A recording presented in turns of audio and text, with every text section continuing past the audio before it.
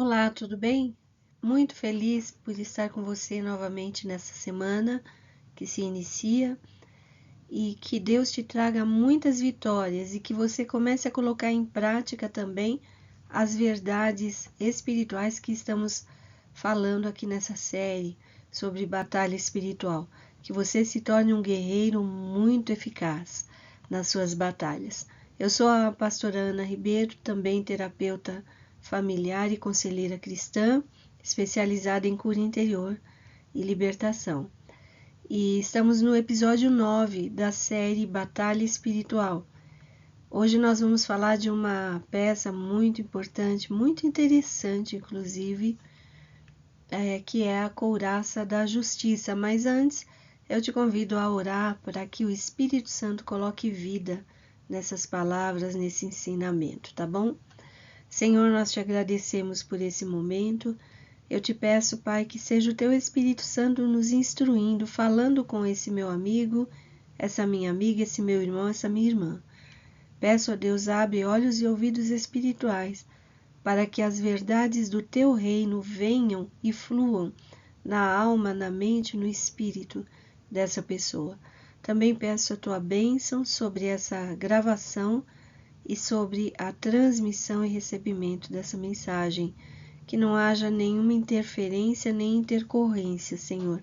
Cuida desses equipamentos, cuida da minha voz também, Senhor, e dá graça para que realmente quem estiver ouvindo possa entender, possa aproveitar desse estudo. Em nome de Jesus. Amém. Amém. Então vamos lá. Episódio 9, a couraça da justiça. Lá em Efésios 6,14 diz assim: assim mantenham-se firmes, cingindo-se com o cinto da verdade, vestindo a couraça da justiça. E 2 Coríntios 6,7 está escrito: com as armas da justiça, quer de ataque, quer de defesa. E lá em Isaías 59:17 diz assim: usou a justiça como couraça. Então, a couraça da justiça, em outras partes bíblicas, já vinha esses termos. Eu pus esses 3 versículos, mas tem mais outros ainda. Só para não ficar extenso, só deixei essas 3 referências. Mas você pode pesquisar em outras partes da Bíblia, também fala de justiça, de couraça de justiça, de vestir-se com justiça. Mas o foco aqui é entendermos que a justiça, ela é uma arma. Ela é uma arma de ataque e de defesa. Ela é a nossa couraça, ela é a que protege. A couraça vem desde o pescoço até o joelho, mais ou menos, né? Então, ela protege toda a área das nossas emoções, né? E isso é muito importante na guerra. Se você não está firme nos seus sentimentos e emoções, na sua alma, você pode levar rasteira durante a batalha espiritual. A couraça do soldado romano era a peça mais interessante de toda a armadura, a mais brilhante, a mais vistosa, mais glamourosa do armamento dele, né? Quando as pessoas olhavam para o soldado romano, não percebiam logo de imediato o cinturão, quase que passava desapercebido, nem as sandálias. A atenção ia praticamente toda para a couraça, geralmente era de bronze ou de latão, e eram peças desses metais interpostas, né?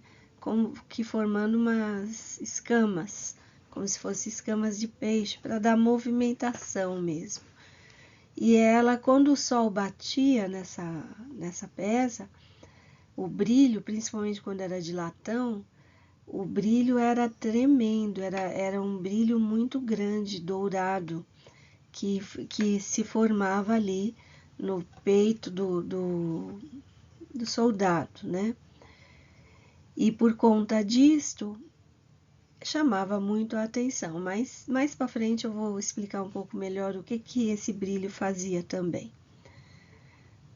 Geralmente a couraça era formada com 2 peças, uma na frente e outra nas costas, e eram unidas por anéis de bronze nos ombros. Às vezes, uma couraça daquela geralmente pesava 18 quilos. Para você ter ideia do tamanho de Golias e do que ele estava, o armamento dele, a couraça de Golias pesava 60 quilos. E eram extremamente bonitas, eram belas, era para ser realmente admirado. Quanto mais os soldados andavam com suas couraças, aqui está um segredo espiritual também. Por causa dos atritos das partes sobrepostas, né, dos pedaços de metal sobrepostos, ali como escama de peixe, elas começavam a brilhar mais ainda. O atrito promovia brilho na peça de metal. Quando o sol batia na couraça, elas ficavam assim uma coisa maravilhosa, um espetáculo à parte. A beleza da couraça do soldado era aumentada pelo uso enquanto ele andava com ela. Quanto mais ele andava, mais havia atrito nas peças de metal, e aí vinha mais brilho. Quando ele estava no sol, saía até raios, dava uma sensação de raios, de luz que saía dessa couraça por todos os lados. Um grupo de soldados marchando nas colinas, assim, debaixo de um sol, era visto como um clarão na montanha, né, de tão espetacular que era aquilo. Quanto mais usamos a couraça da justiça, aqui está o segredo espiritual que a armadura física nos ensina, andando pela vida consciente da justiça de Cristo, quanto mais você exerce a justiça do Senhor Jesus, mais você vai brilhar com a luz de Jesus neste mundo cheio de trevas. É Ele que bate aqui na nossa couraça e a gente reflete raios de luz aonde a gente está. À medida que você anda com sua couraça, você vai perceber que a justiça do Senhor em você, ela te defende. E também ela serve para atacar o inimigo. Se você não estivesse envolvido na batalha, não precisaria dessa couraça. Às vezes a gente pensa que é só uma vestimenta, né? Mas é arma de defesa e de ataque. Você precisa usar, porque o adversário quer ferir você a todo custo. Então você precisa se revestir. Efésios 6:11 nos diz que quando estamos revestidos de toda a armadura, somos capazes de permanecer firmes contra as ciladas do inimigo. A armadura de Deus, você deve ser revestido dela total, todas as peças e sempre. Espero que você esteja entendendo espiritualmente o que quer dizer isso, né? Nós falamos sobre o cinturão e você já sabe o que fazer, como usar esse cinturão. E hoje a gente está falando da couraça da justiça. Não podemos ter um pensamento infantilizado de que eu pego uma peça, eu ponho aqui, eu ponho outra aqui. Se você não está vivendo a verdade, se você não está andando na justiça do Senhor, né? Você está só se iludindo. Mas a verdadeira armadura de Deus, que é espiritual e que age também no nosso caráter, essa faz toda a diferença na guerra e ela é necessária todos os dias da nossa vida, né? Satânico, geralmente, que derruba uma pessoa, até mesmo um ministério, ou uma família, ou um casamento, é a acusação. Calúnias, difamações, acusações. Ele nos acusa de não sermos justos. O crente ele é derrubado se ele começa a ouvir muito a voz do inimigo dizendo: que crente que você é? Você não é justo. Olha o tanto de pecado que você faz, olha o tanto de pecado que você já fez. Você não consegue ser firme, sabe? Ele está aí para acusar. Ele nos acusa de não sermos justos, nos acusa dizendo que não temos valor para Deus, nem para as pessoas. E com isso vai minando a nossa força e garra para lutar. O adversário, porque isso afeta a nossa confiança de que Deus nos ouve e está conosco, né? O adversário ataca repetidamente até que consegue invadir a alma da pessoa com acusações caluniosas. Deus nos deixou a justiça como uma couraça que protege nosso coração, que simbolicamente é onde estão nossas emoções, né? O inimigo quer imobilizar a mente e as emoções. Ele consegue fazer isto em cristãos que não têm certeza da sua identidade, que não creem que foram perdoados e que são justificados por Cristo. Muitas pessoas na igreja não evoluem em seus ministérios, nem em sua intimidade com Deus, em sua vida com Deus, porque carregam sentimentos de culpa profundos e não conseguem se perdoar. E muitos desses sentimentos de culpa têm a ver com falsa culpa. Eu explico isso no meu livro, Fontes para o Equilíbrio Emocional. Existem coisas que você se sente culpado, mas você não é culpado de verdade. É o inimigo que potencializa suas conclusões a respeito de alguma coisa que te aconteceu na vida, né? Mas se o Espírito Santo não está te acusando, tem pessoas que têm sentimento de culpa generalizado. Eu sempre me sinto culpada por tudo. Qualquer coisa que acontece, eu acho que de alguma maneira eu podia ter evitado, eu sou a culpada, eu colaborei para que acontecesse aquilo, mas não tem uma culpa específica. Geralmente isso está apontando para uma ferida emocional muito grande dentro de si, né? Pessoas que sofreram rejeição ao nascer, muitas delas desenvolvem essa falsa culpa, né? Porque no inconsciente vem a questão, por que eu nasci? Eu sou culpado por ter nascido. Eu sou culpado do sofrimento da minha mãe, do sofrimento da minha família. Eu sou culpado pelo divórcio dos meus pais, por exemplo. E não é, né? É uma ilusão, é uma falsa culpa.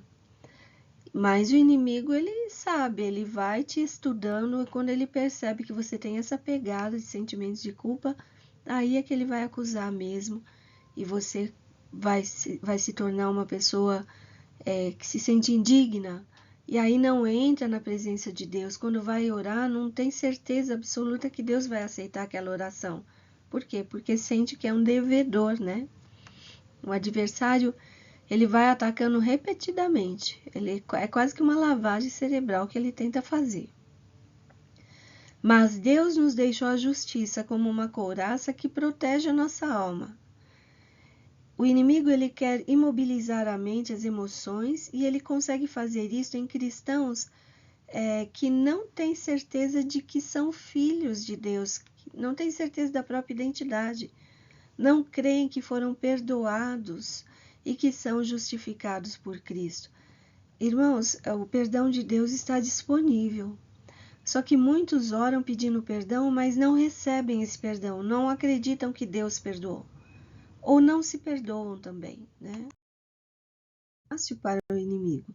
Ele consegue incutir em seus corações pensamentos do tipo: você acha que Deus vai fazer alguma coisa por você? Você não merece. Você só erra. Você não merece ser abençoado.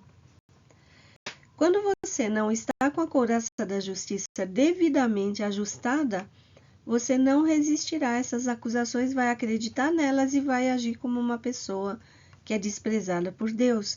Portanto, você não vai ter fé para orar. Você não vai ter confiança de que Deus vai te ouvir ou Ele considera seus problemas, seus pedidos. O golpe de Satanás vai impedir sua caminhada espiritual rumo à intimidade com Deus. Porque se a gente não confia muito em alguém, a gente não quer aproximação. A gente se aproxima, mas com o pé atrás, né? Como é dito. Mas Deus, ele é fiel. É o ser que você pode confiar 100%. E quando ele diz, eu te perdoo, creia, ele te perdoou. Mas você não sabe o que eu fiz. Fiz um pecado horroroso. Cometi uma coisa muito ruim, prejudiquei pessoas. Você está arrependido? Sim. Então confessa esse pecado diante de Deus. Se precisar confessar com uma pessoa também em terapia ou lá com o líder da igreja ou alguém de confiança, vai e fala e peça perdão. Peça perdão e pede a Deus: Senhor, me capacita para eu perdoar a mim mesmo, né? Às vezes as coisas se complicam, por isso, às vezes é necessário uma terapia, né? O cristão que não sabe que é justificado em Cristo, anda debaixo de condenação o tempo todo. A todo momento o diabo contaminará com algum pensamento de condenação, e dessa forma o cristão será aprisionado em torturas emocionais. Lá em 1 João 3, 18 a 22 está escrito: Filhinhos, não amemos de palavra nem de boca, mas em ação e em verdade. Assim saberemos que somos da verdade e tranquilizaremos o nosso coração diante dele. Quando o nosso coração nos condenar, tranquilize o seu coração diante do Pai, se você vive na verdade. Porque Deus é maior do que o nosso coração e sabe todas as coisas. Amados, se o nosso coração não nos condenar, temos confiança diante de Deus e recebemos dele tudo o que pedimos, porque obedecemos aos seus mandamentos e fazemos o que lhe agrada. Então, você sabe quando está na verdade, quando você ama o Senhor, quando você se volta para Ele, as suas atitudes demonstram que você é temente a Deus. Aí você então tranquilize o seu coração diante de Deus. Mesmo quando o seu coração quiser te condenar, não aceite isso. O sangue de Jesus é poderoso para te perdoar se você verdadeiramente se arrependeu. Agora, se você fez alguma coisa que você não consegue se arrepender, mas você sabe que é errado, então você vai diante de Deus e fala: Senhor, coloca arrependimento no meu coração, que o Espírito Santo te convença hoje do pecado, do juízo e da justiça. É o Espírito Santo de Deus quem convence. E ele te convencendo, haverá arrependimento. E havendo arrependimento e confissão, você está limpo, seu pecado está perdoado. Não fica mais remoendo aquilo. Quando você está revestido com a couraça da justiça, as setas de acusação, de deturpação da verdade a seu respeito e a respeito das pessoas com quem você se relaciona, não penetram na sua alma. Podem falar o que quiser, mas eu sei quem eu sou. Eu sei o que é a verdade. Falsas alegações, justiça própria também, quando não temos essa couraça, né? Sentimentos de falsa culpa não farão parte dos seus sentimentos e pensamentos. Você entenderá que a justiça própria é baseada no egoísmo e procurará a justiça de Deus em todos os seus caminhos. Filipenses 3,9 está escrito: Não tendo a minha própria justiça que procede da lei, mas a que vem mediante a fé em Cristo, a justiça que procede de Deus e se baseia na fé. Não perca seu tempo sendo um justiceiro, cheio de justiça própria, achando que você é que sabe, o outro não sabe. Não faça isso, né? Em nome do Senhor Jesus Cristo, não há necessidade. Muitos estão na igreja com a cabeça baixa por se sentirem indignos, culpados ou injustiçados e já não conseguem confiar em Deus. Sentem que nunca serão bons o suficiente para servir a Deus e assim se tornam infrutíferos. A verdade liberta. A verdade sobre você é que Deus transferiu gratuitamente a justiça dele para você. E essa justiça dada por Deus lhe serve como uma couraça protetora. Essa realidade altera a sua conduta, seu modo de se relacionar com o Pai Celestial e com o próximo. O seu nível de fé, de confiança em Deus, subirá para novos patamares quando você entende isso. Você terá ousadia para fazer a obra do Senhor. Não se intimidará com acusações de um inimigo, porque você terá certeza absoluta que o Senhor te ama, te aceita e está com você. E você é filho dele. Você entenderá profundamente o que está escrito em 2 Coríntios 5:21.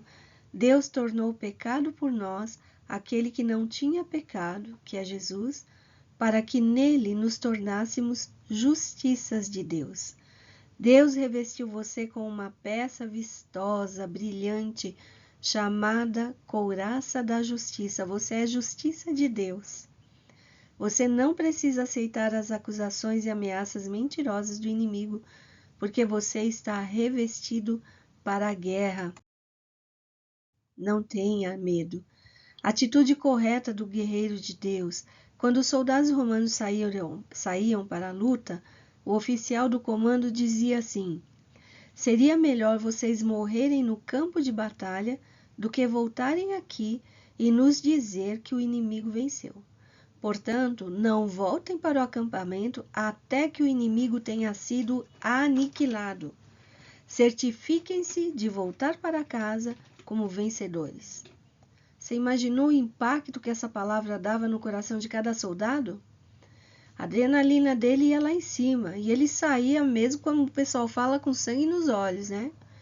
Esse tipo de declaração afetava a conduta dos soldados. Eles se preparavam mentalmente para a luta. Durante meses se preparavam antes de ir à guerra. A atitude mental tem tudo a ver com o seu desempenho da luta. Então, tenha uma mente renovada, tenha a mente de Cristo para você sair vencedor. Se você estiver mental e emocionalmente se sentindo derrotado antes de entrar no combate, é melhor se preparar primeiro e entrar na luta depois, porque senão você vai apanhar. Caso contrário, a sua atitude negativa já determinou o resultado da batalha, você será derrotado. Atitude negativa, você não encontrará força na hora da adversidade. Para mudar esse resultado, você terá de mudar a sua disposição emocional e mental. Terá de aprender a se ver através da cruz de Cristo. Assim, o Espírito Santo colocará no seu espírito confiança e ousadia para lutar. E você será o vencedor das suas batalhas, porque o Senhor não manda soldado para a guerra para perder, não. Ele é vencedor. Lá em 1 Pedro 1,13 diz assim: portanto, estejam com a mente preparada, prontos para a ação. Sejam sóbrios e coloquem toda a esperança na graça que lhes será dada quando Jesus Cristo for revelado. A nossa esperança está em Cristo. A batalha espiritual, temos de nos preparar emocionalmente, mentalmente e intelectualmente, inclusive, aprender um pouco sobre esse tema.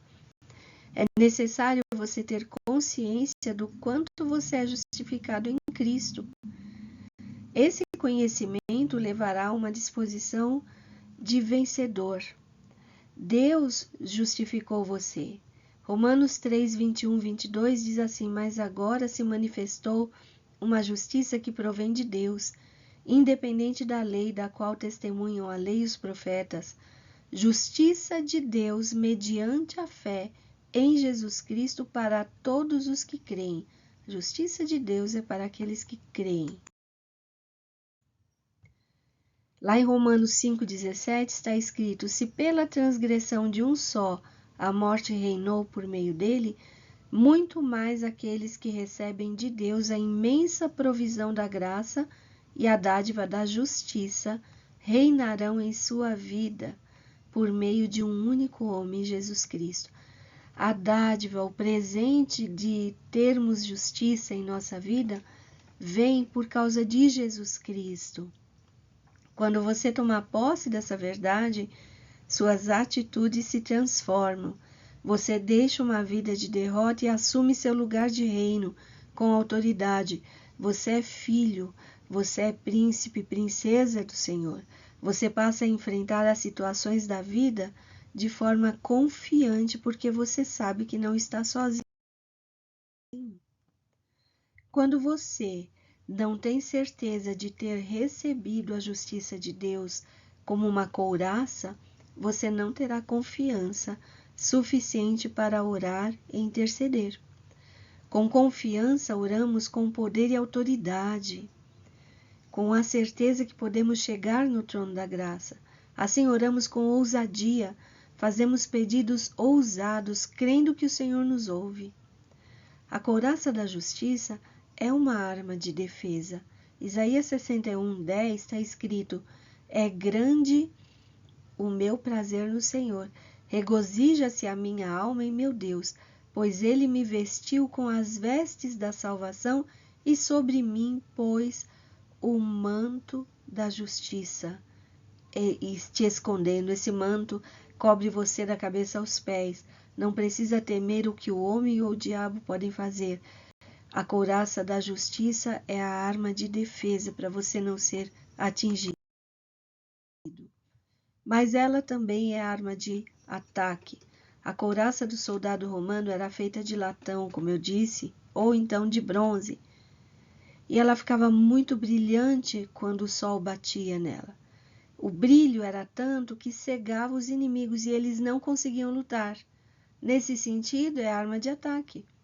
Ela se tornava uma arma que fazia com que o inimigo não encontrasse rumo, não soubesse o que fazer ali, ficava cego.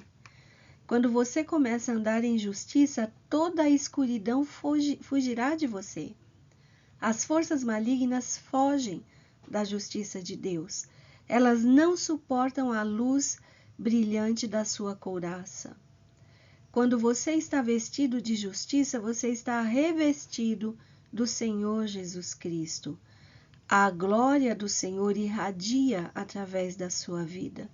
À medida em que você usar a couraça da justiça, uma consciência curada começará a se desenvolver dentro de você. E essa consciência vai dominar as falsas emoções de indignidade ou de condenação que você talvez ainda sinta. Cada passo que você der em justiça, você vai brilhar mais ainda aos olhos de Deus, e cada vez mais você cegará os olhos do inimigo. Não é maravilhoso isto? Lá em Provérbios 10:30 diz assim: o justo nunca será abalado, mas os ímpios não habitarão na terra. O justo, aquele que tem a couraça da justiça, aquele que é justificado, não será abalado. Continue marchando, o sol da justiça vai bater na sua couraça e ela vai brilhar cada vez mais, e assim você ataca o inimigo. Arma de defesa, ele não pode te atacar porque o manto de justiça está sobre você. Arma de ataque, ele fica cegado com o brilho da glória de Deus na sua vida e ele perde a noção dos planos que ele queria fazer a seu respeito. Ele não consegue. Amém? Então não esqueça de orar pedindo: Senhor, eu quero essa couraça da justiça e eu vou usá-la. Eu vou crer, eu vou abandonar meus sentimentos de culpa, eu vou abandonar as acusações falsas, eu vou abandonar a falsa culpa. Eu fico me culpando de coisa que o Senhor nunca disse que eu era culpado, né? Você não é culpado de ter nascido, você não é culpado se você tem alguma deficiência física, se você tem alguma coisa que não saiu exatamente como você gostaria. Você não é culpado. Nós estamos num mundo decaído, as coisas acontecem, pessoas erram com a gente, pessoas nos rejeitam. Mas se você está aqui, vivo, você está porque o Senhor quer e vê a sua vida como algo muito precioso. Você não é fruto de um erro, você é fruto do amor de Deus. Desde os tempos eternos, Ele quis você, e é por isso que você nasceu. E você é assim porque Ele também quis. Agora você vai se aperfeiçoar. Aquilo que não condiz com o reino de Deus, você vai se aperfeiçoando, vai mudando até você ter a mente de Cristo. Se esse estudo abriu seus olhos para algumas verdades e você gostou, compartilhe. Compartilhe com o maior número de pessoas que você puder. É uma forma de evangelizar. E dê o like, coloque comentários também, é uma forma de fazer o canal crescer. E eu fico por aqui hoje, até a próxima semana, com Jesus sempre. E beijo no coração.